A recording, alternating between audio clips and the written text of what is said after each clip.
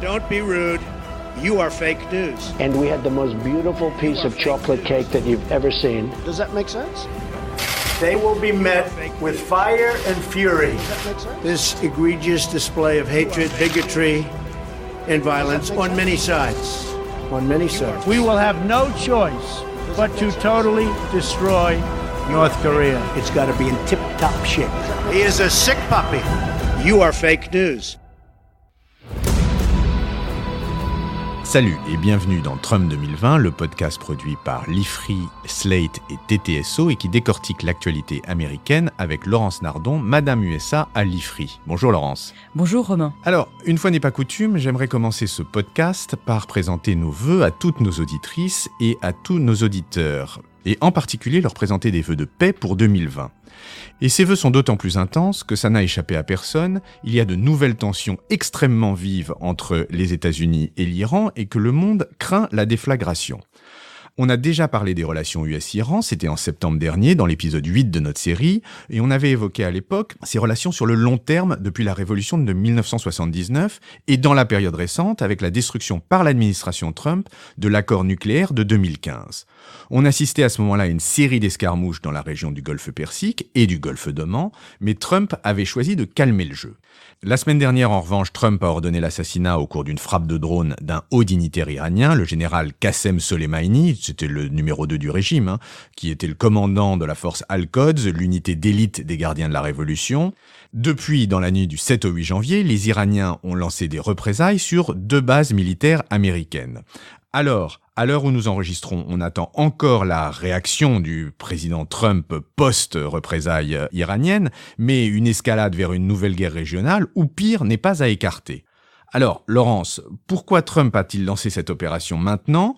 Est-ce pour des raisons de politique intérieure, au moment où vont commencer les débats du Sénat sur la destitution du président ? En effet, je crois qu'il y a des raisons de politique intérieure, mais pas seulement. Comme vous l'avez dit, les escarmouches se succèdent depuis un moment dans la région, mais celles de l'été dernier, eh bien, elles avaient impliqué plutôt les Britanniques, avec des navires arraisonnés de part et d'autre, et les Saoudiens, avec des attaques sur des installations pétrolières d'Aramco, même si un drone américain avait été détruit par les Iraniens en juin. En revanche, les accrochages des semaines récentes ont directement impliqué des Américains. Alors je vous refais les tout derniers épisodes.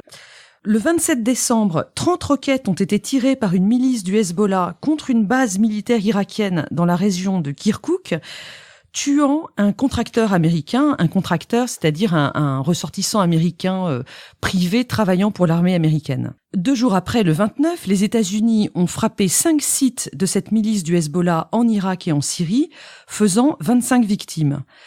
2 jours après, à nouveau, le 31 décembre puis le 1er janvier, la foule s'en est prise à l'ambassade américaine à Bagdad, causant des dégâts matériels à l'entrée de l'ambassade. Or, une attaque d'ambassade pour Trump, ça rappelle 2 souvenirs. Le premier, c'est l'attaque de l'ambassade américaine à Téhéran en 1979, au début de la révolution iranienne. Je vous rappelle que le personnel de l'ambassade avait alors été pris en otage pendant 14 mois. C'était une catastrophe pour l'administration Carter et une humiliation cuisante pour les Américains de la génération de Trump qui avait 33 ans en 1979. Et le second souvenir ? Le second, plus récent, c'est l'attaque par des milices islamistes du consulat américain à Benghazi en Libye. C'était en septembre 2012. Ce jour-là, la foule avait quand même tué 4 Américains, dont l'ambassadeur Christopher Stevens. Cet épisode terrible avait d'ailleurs constitué l'une des grandes lignes d'attaque des républicains contre Hillary Clinton, qui était alors secrétaire d'État et qui avait été jugée responsable du manque de sécurité du bâtiment. Je ne suis donc pas étonné que Trump ait engagé une réaction extrêmement forte à l'attaque de l'ambassade américaine de Bagdad. On est même en pleine cohérence jacksonienne. Jacksonienne, vous pouvez nous expliquer ce que vous voulez dire ? Cet adjectif jacksonien fait référence au président Andrew Jackson, président dans les années 1830, et qui est l'exemple fondateur d'une politique étrangère américaine nationaliste et égoïste. Une politique jacksonienne est marquée par une réticence à intervenir pour les autres Et en revanche, le choix de représailles très agressives et très résolues lorsque les intérêts américains sont en jeu. Et c'est ce qu'a fait Trump en ordonnant l'assassinat du général Soleimani. C'est donc la réaction naturelle d'un leader nationaliste comme Trump. Mais enfin, on serait quand même surpris qu'il ait pris cette décision sans prendre en compte des considérations de politique intérieure, non ? En effet, Trump est peut-être très impulsif, mais c'est aussi un politicien calculateur. D'abord, pour reprendre les souvenirs qu'il a gardés de 1979 et de 2012, les attaques d'ambassade, il a certainement eu la volonté de se démarquer de Jimmy Carter et d'Hillary Clinton, qui, à ses yeux, sont des poules mouillées en matière de politique étrangère. Mais il y a aussi d'autres retombées positives possibles en termes de politique intérieure. Je vous en cite quelques-unes. Tout d'abord, vous l'avez rappelé en introduction, il a certainement voulu détourner l'attention de la procédure d'impeachment. On sait que le procès en destitution du président doit commencer au Sénat ce mois-ci. Ça, c'est efficace puisque la presse ne parle que de l'Iran ces jours-ci. Deuxième point, le président veut sans doute souder l'opinion américaine derrière lui au cas où la situation dégénérerait. Rappelez-vous de la réélection de George Bush en 2004, on ne s'attaque pas à un président chef de guerre. Mais nous sommes 15 ans plus tard et l'opinion américaine est fatiguée des guerres au Moyen-Orient. D'ailleurs, je vous ai ressorti des sondages cités par Foreign Policy et qui datent de septembre-octobre 2019, donc après les tensions de l'été dernier. Ils montrent peu de soutien à une guerre contre l'Iran dans l'opinion américaine. 20% des Américains sont favorables à une guerre contre 75% qui sont défavorables. Et ces chiffres sont nets également du côté républicain, avec 34% qui sont favorables à la guerre contre 64% défavorables. Donc, souder l'opinion américaine derrière lui, c'est pas sûr que ça marcherait. Alors, et la troisième retombée positive potentielle ? La troisième, c'est la base conservatrice du président, qui se réjouirait probablement d'une escalade militaire avec l'Iran. On l'a vu dans l'épisode 10 de cette série, les évangéliques sont très sionistes pour des raisons théologiques, et donc toute attaque contre l'Iran, ennemi d'Israël, serait positive à leurs yeux. En même temps, là aussi, un caveat, est-ce qu'il est nécessaire de travailler cet électorat qui est de toute manière complètement acquis à Donald Trump ? Quelles sont les nouvelles forces que ça rallie au panache de Trump, cette affaire ? Eh bien, il y en a. L'assassinat de Soleimani plaît en effet aux néoconservateurs, qui sont des républicains favorables à une politique étrangère américaine morale et interventionniste. Jusqu'alors, ils étaient très critiques de Trump. Et dans ce rôle, il faut citer John Bolton, qui a été conseiller pour la sécurité nationale de Trump d'avril 2018 à septembre 2019 et qui est littéralement obsédé par l'Iran. Il défend l'idée d'une intervention militaire contre ce pays depuis au moins les années 2007-2008. Et d'ailleurs, c'est l'une des raisons de son départ de la Maison-Blanche, puisqu'il était en désaccord avec Trump sur cette question. Très logiquement, ce même Bolton a tweeté, ouvrez les guillemets, « Félicitations à tous ceux qui ont pris part à l'élimination de Qassem Soleimani ». Et il a qualifié l'intervention de « premier pas vers un changement de régime à Téhéran ». Le changement de régime, c'est le credo des néoconservateurs. Ça, c'est pour les néoconservateurs, mais c'est pas la majorité des républicains. La majorité des républicains, qu'est-ce qu'elle dit face à ces initiatives de Trump ? Eh bien, elle a eu des réticences face aux déclarations les plus extrêmes de Trump.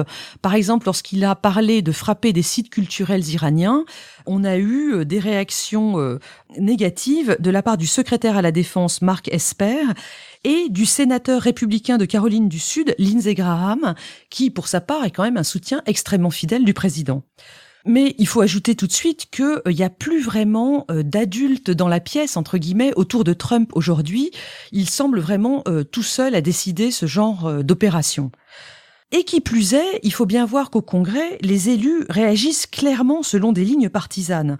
Les républicains, dans leur ensemble, saluent l'opération du 3 janvier. Ils voient là une marque de courage de la part du président. Et les démocrates ? Les démocrates, même s'ils condamnent eux aussi les actions du général Soleimani et l'Iran très généralement, ils dénoncent pour leur part, à l'inverse, une action irréfléchie du président aux conséquences potentiellement catastrophiques. Qui plus est, Nancy Pelosi, la démocrate qui est présidente de la Chambre aujourd'hui, a déploré que l'opération du 3 janvier avait été engagée sans autorisation ni même consultation du Congrès, ce qui pose la question du droit de la guerre aux États-Unis depuis le War Powers Act de 1973. Le War Powers Act, vous nous en dites un peu plus ? Oui, alors, un peu de droit constitutionnel. Normalement, les États-Unis ne peuvent entrer en guerre qu'après un vote du Congrès. Cette disposition, qui n'avait pas été respectée pendant la guerre de Corée et la guerre du Vietnam, a été renforcée par cette loi de 73 qui cherche à remettre de l'ordre. Elle autorise notamment le président à déployer des troupes en urgence partout dans le monde pour une période de 60 à 90 jours, après quoi il doit obtenir l'accord du Congrès. Mais bien évidemment, cette loi est régulièrement contournée par les présidents. Nous reviendrons sur cette question une autre fois, c'est à craindre, mais dites-nous un petit peu comment ces actions trumpiennes déteignent sur la campagne et en particulier comment les adversaires de Trump réagissent. Joe Biden se présente comme le seul candidat doté d'une grande expérience de la diplomatie internationale.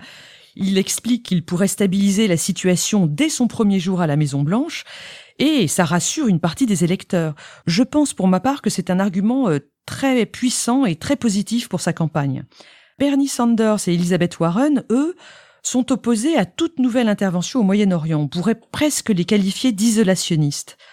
Je précise en passant que Sanders, qui se dit socialiste, se définit comme internationaliste, alors que Elizabeth Warren met les intérêts du pays au premier plan. Les deux reprochent en tout cas à Joe Biden son vote en faveur de la guerre en Irak en 2003. C'est le point d'attaque qu'ils vont développer très certainement. Sanders pourra se vanter d'avoir voté contre à l'époque, tandis que Warren, elle, n'était pas encore élue. Un mot sur Pete Buttigieg, qui lui n'a aucune expérience diplomatique, mais qui est un vétéran de la guerre en Afghanistan, et ça pourra lui rapporter des points. Tous les candidats démocrates dénoncent en tout cas l'absence totale de stratégie du président Trump en ce qui concerne l'Iran. On est dans les représailles et on n'est pas dans la vision de long terme. Ils dénoncent aussi les contradictions de la politique de Trump au Moyen-Orient et le péché originel qui est que cette administration lutte contre le terrorisme sunnite représenté par Daesh ces dernières années, tout en étant un soutien fidèle de l'Arabie saoudite dont on sait bien qu'elle a des liens avec ces islamistes sunnites. Au moment où on enregistre, on attend la déclaration de Trump post-représailles iraniennes et on verra bien si elle remet un peu de cohérence là-dedans et si elle remet un peu d'apaisement sur cette situation. Personnellement, je ne suis pas très optimiste, mais nous aurons l'occasion la semaine prochaine, espérons-le, d'en reparler. Merci Laurence. Merci Romain. Retrouvez Trump 2020 chaque semaine sur Slate, TTSO, Lifree et sur vos plateformes de podcast préférées.